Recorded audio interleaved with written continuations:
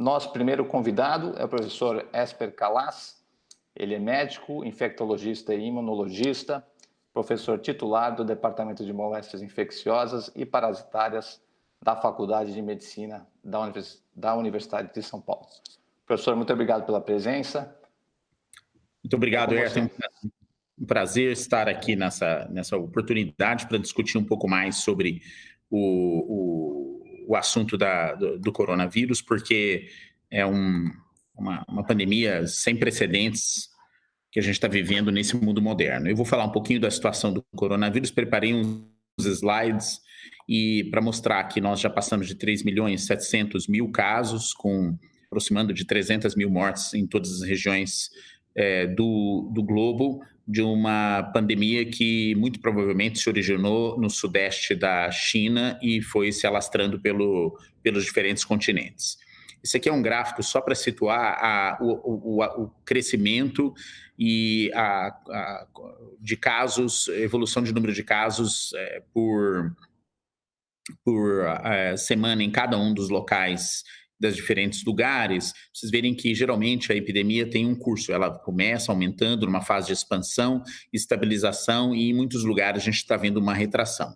Eu salientei aqui os países da América Latina, só para chamar a atenção de todos, que a América Latina entrou nessa epidemia mais tarde comparado com os outros continentes, então a gente tem um crescimento que vem depois. Então a gente está tendo como característica geral que o nosso aumento de casos progressivo, ele é um pouco menor do que dos países que tiveram piores. Então, se você olha aqui nos Estados Unidos, por exemplo, aqui nós temos a Itália, enquanto que o Brasil ele tem um crescimento um pouco mais lento comparado com os outros países. Muita gente acredita que seja porque aqui, no epicentro da epidemia, que é a região metropolitana da cidade de São Paulo, houve o fechamento das atividades com diminuição da mobilidade, que teve impacto. Eu vou comentar isso um pouco mais para frente. Isso aqui é o número de mortes, e eu quero só salientar para todo mundo que o número de mortes vem depois do número de casos. Em geral, demora 2 a 4 semanas depois de uma pessoa entrar em contato com o vírus, se ela for falecer da doença, para esse evento acontecer. Então, todas as vezes que você olha o número de mortes, está olhando para o retrovisor. Você está vendo o que de pessoas que foram infectadas lá para trás. Então, quando a gente retrata aqui o número de mortes nos diferentes países da América do Sul, vocês estão vendo que o Brasil vem ainda num crescimento, e se a gente comparar com o número de casos que ainda está em crescimento, você coloca 2 semanas para frente ainda o que vai acontecer com o número de mortes. Então, a minha expectativa é que a gente ainda colecione um aumento progressivo de mortes por dia, porque, lembre-se, as mortes acontecem num estágio mais tardio da doença. Isso aqui é o número de casos acumulados no Brasil até agora, 127.583 casos em todos os estados acometidos, e nesses 2 gráficos, está um pouco pequeno para ver na tela, mas a gente vai observar o número de casos em cima e o número de mortes embaixo por 100 mil habitantes. Então ele corrige pela população. Então a gente está vendo que, aqui não dá para ver muito bem, mas a região metropolitana de São Paulo é uma das mais acometidos até o momento, alguns grandes centros, mas a região norte do país foi duramente atingida numa fase inicial da epidemia. Muito provavelmente porque lá houve a semeadura de transmissão local, e isso acabou acarretando uma disseminação mais rápida comparada com outras regiões do país. Por exemplo, na região centro-oeste, habitantes do que na região norte, mas a gente está vendo já um alastramento para várias capitais do nordeste do Brasil, e nesses locais seguindo também com o aumento de número de mortes. O número de casos, hoje a gente está aprendendo, depois de a experiência com vários outros países, que diminui na medida que você instala o isolamento. No começo havia uma grande polêmica a respeito disso, e eu pessoalmente era cético em relação ao isolamento como uma medida efetiva de redução do número de casos, mas o tempo mostrou que, de fato, quando você diminui o isolamento, como a China fez logo no começo, que eles identificaram que alguma coisa estava muito errada por lá, houve uma diminuição da reprodutibilidade da transmissão da doença e, consequentemente, uma diminuição de casos a médio e longo prazo.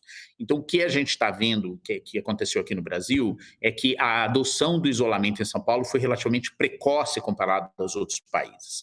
E isso sugere que, de fato, a gente esteja experimentando uma curva mais achatada. E quando a gente olha nesse gráfico aqui, observa-se o número de casos pelas regiões, aqui está a Grande São Paulo, nós estamos vendo aqui o isolamento que se conseguiu com medidas de verificação de mobilidade através de telefone celular. Então, a gente observa que São Paulo subiu a mobilidade, o isolamento, mas com o tempo ele vai entrando em fadiga, nós estamos experimentando uma queda lenta, mas progressiva.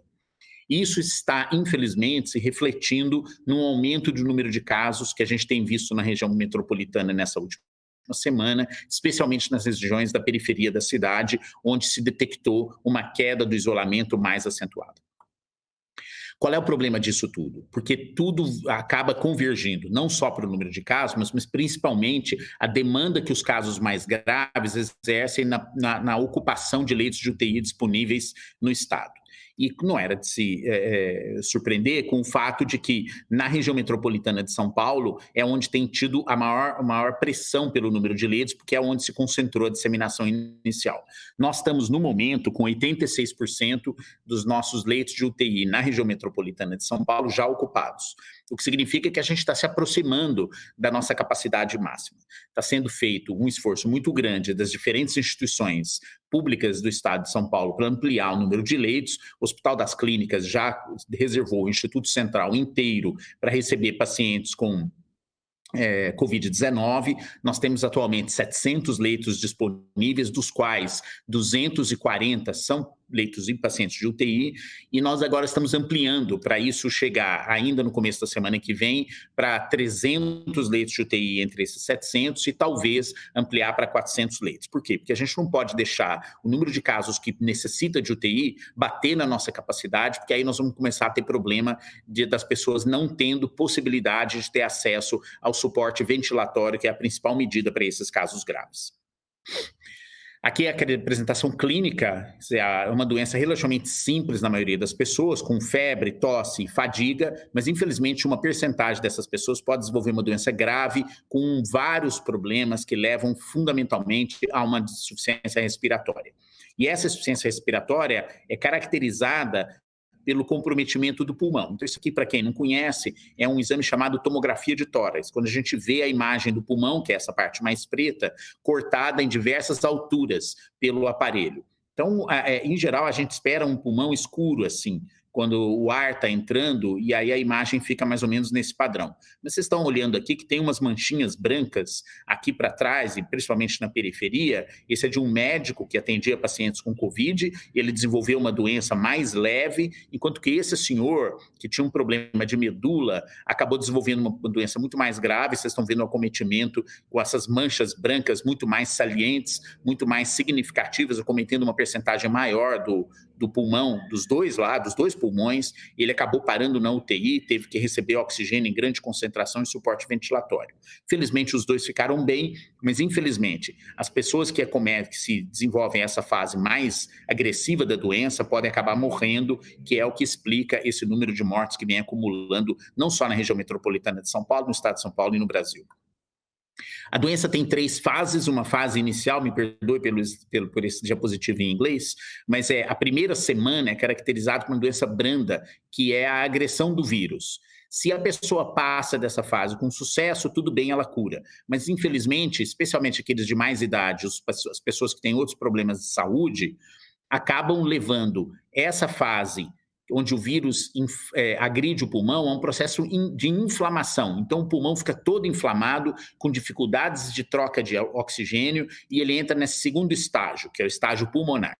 E se a coisa não vai melhorando, ele entra num estado de inflamação tão intenso que acaba levando ele para a UTI, sendo entubado, e aqueles que têm evolução mais prolongada acabam necessitando de ficar no respirador por muito tempo, leva fibrose pulmonar e pode ter várias cicatrizes no pulmão.